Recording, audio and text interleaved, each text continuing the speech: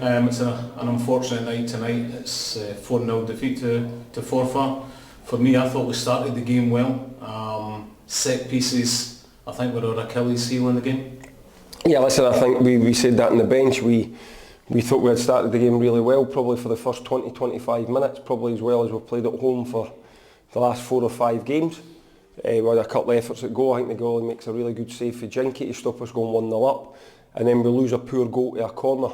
And that sort of knocked us a bit, which is a frustrating part, because when you lose a goal, you want to keep it tight for the next 10 or 15 minutes, make sure that you didn't lose another one. And unfortunately for us, we've lost another 2. And you know, at 3-0, you know, as much as we were trying to get back into the game, it's going to be very difficult against a team that's flying. Yep. And you could see that, you know, the goals changed the game. They took a bit of confidence, they got their foot in the ball, and we dropped off it a wee bit. Everything that we're doing good in the first 25 minutes, the players became a wee bit nervous, a wee bit anxious, and sort of retreated into their shells a little bit. And then we come out the second half, you know, a very difficult team talk obviously at half time. For being 3-0 down in a game at 25-26 minutes, you're probably slightly the better team. Mm-hmm. And you find yourself 3-0 down, so I've then got to try and get the players up and ask them, you know, to go again and to try and make sure we didn't lose the second half. But again, a needless foul, ball into the box, and we lose our guy again. So yeah, listen, we've been beaten 4-0. I don't think it was a 4-0 game, but it's a lesson to us that if you don't, we never lost goals in open play. We lost one, I think, a long range strike, but the other 3 are set plays. And you know, when you're a set play and we're defenders, because it's all defenders that have lost their men.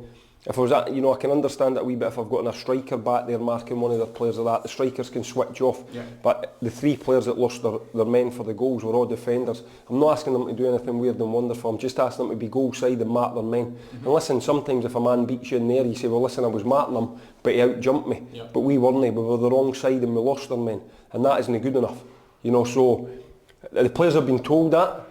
You know, I'm no faulting their effort. You know, I'm no faulting their effort, but if you don't defend properly and don't do what you're in the team to do, defenders defend, attackers score, and midfielders do a wee bit of both. Mm-hmm. If you didn't do your job properly and do what you're in the team to do, then that's always liable to happen. Unfortunately for us tonight, we lost 3 set plays in one, probably in the space of 16 minutes, and that's not good enough. And you can't win any game of football with that. And that, listen, it'd be easy to come on here and say about the injuries. You know, yes, obviously we had a real depleted squad, but it was nothing to do with the open play of that tonight. Yeah. You know, it wouldn't have mattered if we had everybody fit tonight. The players that were in would have still have to have a desire and a hunger to go and clear the ball when it comes into the box. And unfortunately for us now, and we've sort of papered over it a little bit, the goals that we're conceding are too easy just now, and it needs to stop.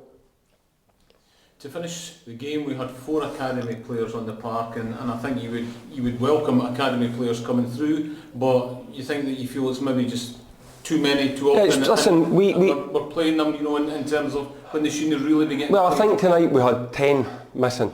Goody, Lewis Kidd, Lee Hamilton, Robbie McIntyre, Dave Mackay, Callum Crane, Callum Tappin, Danny Handlin, Danny Jardine, Ryan Shanley. So we're going into the squad with, you know, basically all senior players that were fit played, and we had to start young James, who I thought played really well for his first game. We only found out today at 3 o'clock he was playing. Dave Mackay called off about 1:15, 1:30 today. So we had to let James know he was playing. I thought he'd done well, you know, and that's difficult. People say, how could he have done well? He was playing as one of the defenders and we got beat 4-0. He done fine. Yeah. Nothing to blame for any of the goals. For his first game getting thrown in, he done fine. The problem was, and it was a horrible situation to be in as a manager, Uzi had played with an injury because we were short of bodies. Kieran Bryan had played with a knock, and Innes Murray had to come. We lost Jinky in the game, where I think it's a muscle injury, and Innes picked up a knock. So you're 4-0 down, and you're having to take off Innes, Uzi and Kieran Bryan to try and protect them for the next game, or to give them as much chance as possible of being fit, because you already know your numbers are short, and you're having to put under 20s on that. It's a great experience for them, but they shouldn't be going on at 4-0, and you shouldn't have 4 of them on, but you know you've got to do it to try and protect your first team players for the game against Cowdenbeath. But you also know if they didn't pick up the pace of the game straight away, that you could end up losing the game 5 or 6-0. And to be honest, Forfar did have a couple of chances when we had all the young boys on. So it was a very difficult situation to be in. I'm always for playing the young lads. Yep. But to have 4 of them on when you're 4-0 down against one of the better teams in the league, it isn't fair on them. But that's the situation we find ourselves in. None of the players are going to be back for Cowdenbeath. And we'll have to hope that Jinky's not as bad as feared. Innes is okay, Uzi's okay, Kieran's okay.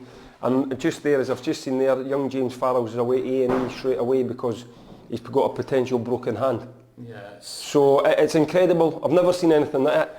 But that's not how we lost the game tonight. No. That may be been how we couldn't change the game, how we would have liked to have changed it.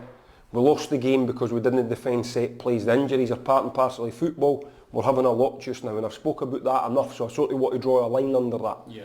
We lost the game tonight because we gave away silly fouls that led to dangerous set plays against a really good team that have got good deliveries and good height in their team and aggression to go and win it, and we didn't mark those players well enough, and that's the reason that we lost the game 4-0 tonight. I'm not saying we would have won the game, but we would have gave ourselves a better chance of getting something out of the game if we had defended set plays properly, and that's my frustration tonight.